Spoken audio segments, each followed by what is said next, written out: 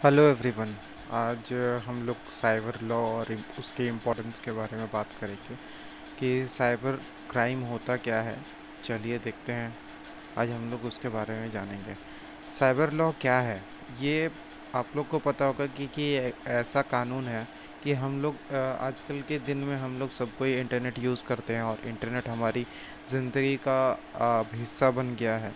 हम लोग कोई भी चीज़ें काम करते हैं, जैसे कुछ भी जैसे खरीदते हैं या फिर कोई भी सामान खरीदते हैं, कुछ भी करते हैं अपने डेबिट कार्ड और अपने अपने जितने भी सारे कार्ड होते हैं, जैसे एटीएम कार्ड वगैरह होते हैं, उसके थ्रू हम लोग खरीदते हैं।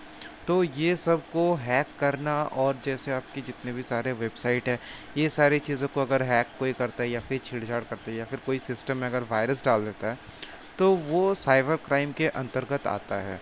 तो साइबर नियम का काम क्या है कि साइबर नियम का काम यही है कि जितने भी छेड़छाड़ करने वाले लोग हैं उनको दंडित करना, और अंतर्राष्ट्रीय कानून उसके प्रबंधन ऐसे बनाए गए हैं कि इसके अंतर्गत कि अगर कोई भी ऐसे इंसान जो भी छेड़छाड़ करते हैं इसके ऊपर, उसे दंडित किया जाए और वो वैसे काम कभी ना करे।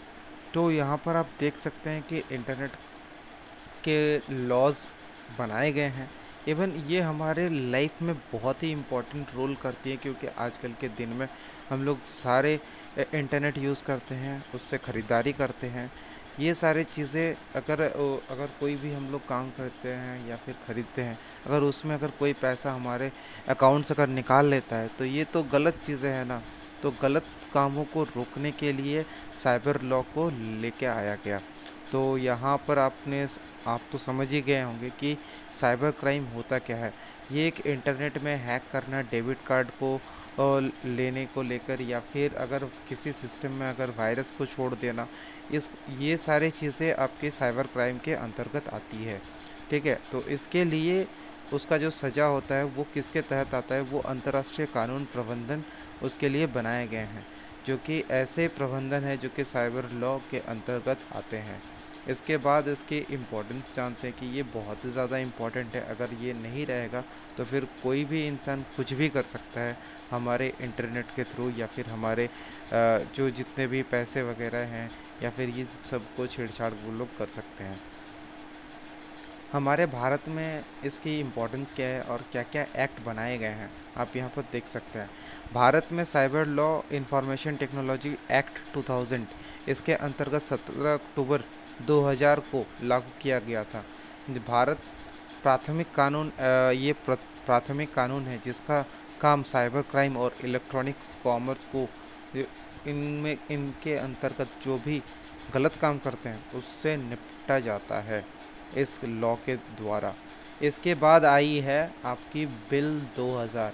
ये बजट सत्र परिवर्तित किया गया था, जो कि 9 मई 2000 को राष्ट्रपति आर नारायण द्वारा लाया हस्ताक्षर किया गया है। और इस बिल को लाने वाले मंत्री प्रमोद महाजन के अध्यक्षता में ये चीज़ लाया गया।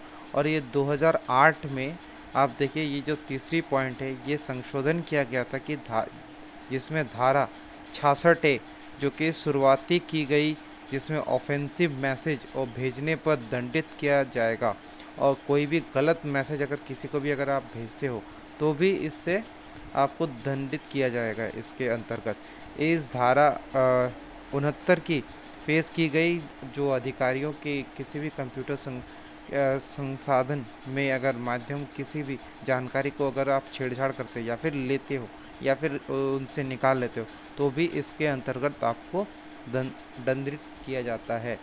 तो ये सारे लॉज बनाए गए हैं जो कि बहुत सारे इम्पोर्टेंट हैं, जो कि हमारे डेली लाइफ में बहुत ज़्यादा इम्पोर्टेंट रहते हैं ये। और एक इसके बाद आती है 22 दिसंबर 2008 को लोकसभा में पारित किया गया था, जो कि अगले राज्यसभा द्वारा पारित किए गए, जो कि 5 फरवरी 2009 को जो तत्कालीन राष्ट्रपति जो प्रतिभा पाटिल ने हस्ताक्षर किए थे। तो आप समझ सकते हैं कि भारत में भी इसके बहुत सारे कानून हैं और बहुत ज़्यादा इसकी इम्पोर्टेंट अहमियत इतनी ज़्यादा है कि जो कि हमारे जितने गलत कामों को रोकने के लिए, जो भी गलत काम करते हैं इंटरनेट में, इस चीज़ को रोकने के लिए साइबर लॉ को लाया गया, कि जिससे कि कोई भी इंसान गलत काम ना कर सके। आशा करता हूँ आप लोग को समझ में आया होगा। थैंक्स।